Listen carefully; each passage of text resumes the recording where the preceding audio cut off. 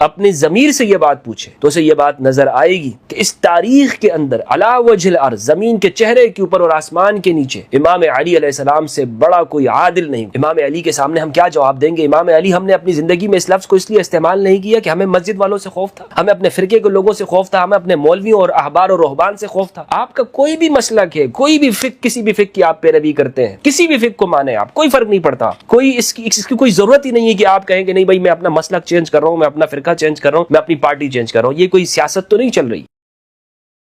بسم اللہ والصلاة والسلام علی رسول اللہ وآلہ وعلا۔ السلام علیکم ورحمۃ اللہ وبرکاتہ۔ اللہم صلی علی محمد وآل محمد وبارک وسلم وصلی علیہ۔ امام علی علیہ السلام کی ذات وہ ہستی ہے کہ جو شخص بھی اپنے ذہن کو ہر طرح کے تعصبات سے پاک کر کے آپ کی سیرت کا مطالعہ کرے گا تو میں آپ کو یہ گارنٹی دیتا ہوں کہ وہ شخص ابھی اس نے امام علی کی سیرت کا مطالعہ ختم نہیں کیا ہوگا کہ وہ آپ کا عاشق بن چکا ہو۔ یہ بات میں آپ کے سامنے کسی جذبات کی بنا پر نہیں کہہ رہا ہوں کہ آپ یہ کہیں گے کہ مفتی ہمدرد تو امام علی علیہ السلام کا بہت بڑا عاشق ہے، محبت رکھتا ہے، تو اسی لیے جذباتی بات آج یہ ہمارے سامنے کر رہا ہے۔ نہیں، بلکہ میں یہ بات آپ کو مکمل ضمانت کے ساتھ آپ کے سامنے رکھ رہا ہوں کہ ہر وہ شخص کہ جو ایک باضمیر انسان ہے، خواہ اس کا کوئی بھی مسلک، مذہب، فقہ اور اس کا کوئی بھی عقیدہ کسی بھی جغرافی اور قوم سے تعلق رکھتا ہے، خواہ اس کا کوئی بھی مذہب ہے یا کوئی مذہب ہی نہیں ہے، ہاں اس کا کوئی مذہب ہی کیوں نہ ہو، لیکن اگر وہ شخص ایک قلب سلیم رکھتا ہے، وہ شخص اپنے ذہن سے تعصبات کے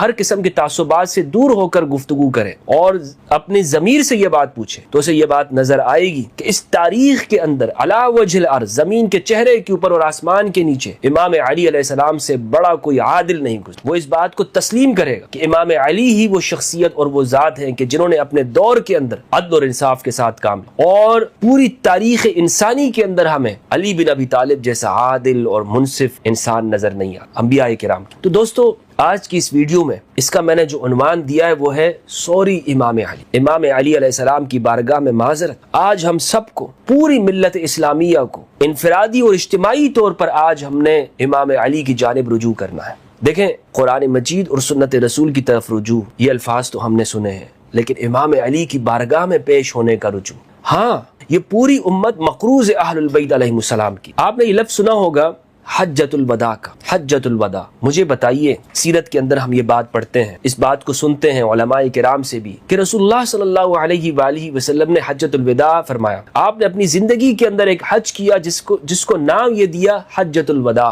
وداعی حج۔ معلوم ہے آپ کو کہ رسول اللہ کے اس حج کو وداع کیوں کہا جاتا ہے؟ اس لیے کہا جاتا ہے کہ اس میں آپ صلی اللہ علیہ وآلہ وسلم نے اس امت سے الوداع کہا ہے۔ اللہ اکبر۔ ختمی مرتبت خاتم النبیین محمد صلی اللہ علیہ وآلہ وسلم نے اس امت کو بتا دیا کہ میں تم سے الوداع کہہ رہا ہوں، اور خم کے مقام پر آپ صلی اللہ علیہ وآلہ وسلم نے علی بن ابی طالب کا ہاتھ بلند کر کے کہا من کنت مولا فہذا علی مولا اللہم والی من والا وعاد من عاد۔ میں ایک جملہ کہنے جا رہا ہوں، اور آج جب میں اس موضوع کے حوالے سے میں نے ارادہ کیا کہ میں گفتگو کروں گا تو میرے قلب اور دماغ میں کچھ جملے مجھے القاء کیے گا کہ جو میں آج آپ کے سامنے پیش کرنا چاہتا ہوں، اور اس موضوع کے حوالے سے اس پر گفتگو کرنے کی وجوہات بھی ہیں کہ آج ہم ایک منادی کریں اور دوبارہ سے اس امت کو ہم بیدار کریں، اور پوری ملت، پوری انسانیت کا بلکہ اگر اجماع اور اتفاق ہو سکتا ہے تو وہ علی بن ابی طالب علیہ السلام کی ولایت پہ ہو سکتا ہے۔ لیکن افسوس کے ساتھ آج میں یہ جملہ آپ کے سامنے کہنے جا رہا ہوں کہ آج اگر امام علی علیہ السلام دوبارہ ہمارے سامنے آ جائے، آج ہم دوبارہ سے اس دور میں اگر چلے جاؤں اور ہمارے سامنے امام علی امیر المؤمنین موجود ہو، تو کیا وہ ہماری یہ حالت دیکھ کر خوش ہوں گے؟ کیا یہ جو رسول اللہ صلی اللہ علیہ وآلہ وسلم نے حجۃ الوداع میں غدیر خم میں صحابہ کرام سے یہ عہد لیا من کنت مولا فہذا علی مولا اللہم والی من والا وعاد من عاد، ایک صحابی سے یہ عہد لی علی کی ولایت کا اقرار کرنا۔ لیکن ہم نے کیا بنا دیا؟ ہم نے فرقہ وارانہ موشگافیوں کا اور فرقہ وارانہ مناظروں کا موضوع اسے بنا دیا، اور ہم اس پہ بہت خوش ہوتے ہیں اور یہ کہتے ہیں جناب یہ شخص ہے۔ میں نے تو دیکھیں یہ مناظرہ کر لیا اس موقع کی، مولا کے 50 معنی آتے ہیں، 40 46 25 26 معنی آتے ہیں، کتنا ہم نے اس حوالے سے گفتگو کی، اور ہم خوش ہوتے ہیں کہ دیکھیں ہم اس پر دوسرے فرقے کے ساتھ، دوسرے شخص کے ساتھ مناظرہ کر رہے ہیں، اور لکھتے ہیں سوشل میڈیا پر، آپ دیکھیں فلاں مولوی کے ساتھ یہ، فلاں مولوی کو یہ جواب، فلاں مولوی کا یہ۔ لیکن افسوس کے ساتھ کیا یہ معذرت کا مقام نہیں ہے؟ کیا امام علی اس سے خوش ہوں گے؟ بلکہ رسول اللہ صلی اللہ علیہ وآلہ وسلم، کیا آپ نے تو صحابہ سے من کنت مولا فہذا علی مولا کا اقرار لیا؟ سب صحابہ نے کہا کہ ہاں ہم آپ کو مولا مانتے، علی ہمارا مولا ہے، علی ہمارا مولا ہے۔ سب صحابہ نے اقرار کی، لیکن ہم نے اس لفظ کو استعمال کرتے ہوئے بھی شرماتے ہیں۔ امام علی کے سامنے ہم کیا جواب دیں گے؟ امام علی ہم نے اپنی زندگی میں اس لفظ کو اس لیے استعمال نہیں کیا کہ ہمیں مسجد والوں سے خوف تھا، ہمیں اپنے فرقے کے لوگوں سے خوف تھا، ہمیں اپنے مولویوں اور احبار اور رہبان سے خوف تھا کہ ہم اس لفظ کو استعمال ہی نہیں کر پا رہے تھے، ہم آپ کو مولا کہتے ہوئے ہمیں شرم آتی تھی۔ استغفر اللہ العظیم، کیا ہم یہ کہیں گے اے امام ہمیں تو آپ کو ہم مولا کیسے مانتے، ہم پر تو ہمارے فرقے کی چھاپ لگ جاتی، کسی اور فرقے کی وہ لوگ کہتے ہیں ہمیں رافضی کہنا شروع ہو جاتے ہیں۔ یا امام ہم نے آپ کو مولا اس لیے نہیں کہا کہ ہمیں تو لوگ معاشرے کے اندر سوسائٹی میں ہم تنہائیوں کا شکار ہو جائیں۔ یا امام ہم نے آپ کو مولا اس لیے نہیں کہا کہ لوگ کہتے ہیں کہ یہ بندہ شیعہ ہے، اس کے تعلقات شیعوں سے ہیں، یہ فلاں ملک کا ایجنٹ ہے، یہ فلاں ہے۔ کیا ہم یہ بات کہہ سکتے ہیں؟ اگر امام پھر سے موجود ہو تو ہم امام کے سامنے کیسے پیش ہوں گے؟ کیا یہ بڑی بڑی کتابیں، یہ بڑی بڑی لائبریریاں، یہ بڑے بڑے دنیا کے اندر ادارے جو ہم نے بنائے ہوئے ہیں، کیا یہ سب کچھ لے کر ہم اپنے فخر کے ساتھ سر بلند کر کے امیر المؤمنین امام علی بن ابی طالب علیہ السلام ان کے سامنے ہم کھڑے ہو سکتے ہیں؟ رسول اللہ کے سامنے ہم کھڑے ہو سکتے؟ ایک سیکنڈ بھی ہم یہ جرت نہیں کر سکتے کہ ہم جرت کے ساتھ وہاں پہ کھڑے ہو سکتے۔ کیوں؟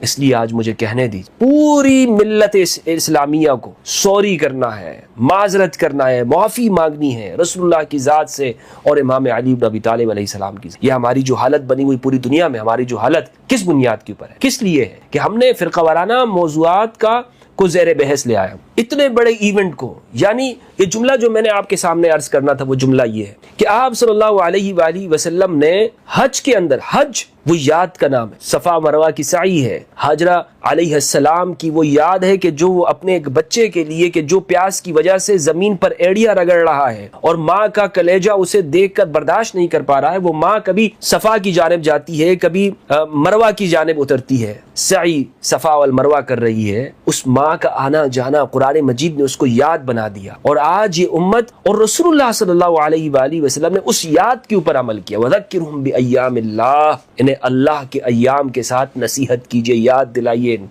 دلائیے انہیں کہ ایک بچہ جب وہ اپنی ایڑیاں رگڑ رہا تھا تو اس سے زمزم ایک چشمہ زمین سے ابل پڑا، اور رمی جمرات اور دیگر قربانی اور سر کا منڈوانا، یہ سب یاد ہی تو ہے۔ سرکار ختمی مرتبت نے حجۃ الوداع میں یاد پر عمل کیا اور کر کے دکھایا۔ یعنی آپ صلی اللہ علیہ وآلہ وسلم نے 10 ذی الحج میں، 9 ذی الحج اور عرفہ اور اسی طرح نحر میں، یہ سب ان ایام میں آپ نے سنت ابراہیمی پر عمل کیا۔ آج ہم سنت ابراہیمی پر عمل کرتے ہیں، لیکن 18 ذی الحج کو غدیر خم کے مقام پر سنت مصطفی، علی بن ابی طالب کی ولایت کا اعلان، یہ سنت مصطفی۔ ہم نے سنت ابراہیمی تو ہمیں یاد رہی، اچھی بات ہے، ہمیں یاد رہتی ہے کہ قربانی کرنی ہے، مویشیوں کو، جانوروں کو ذبح کرنا ہے، فلاں جانور لے کر آنا، اچھے سے اچھا آپ نے خرچ کرنا ہے، یہ بھی شعائر اللہ ہے۔ لیکن رسول اللہ کا عمل، خواہ وہ 10 ذی الحجہ میں ہو یا 18 ذی الحج میں، رسول ہے، اللہ کے نبی ہیں، ان کا عمل ہے، اس میں کوئی فرق نہیں ہے۔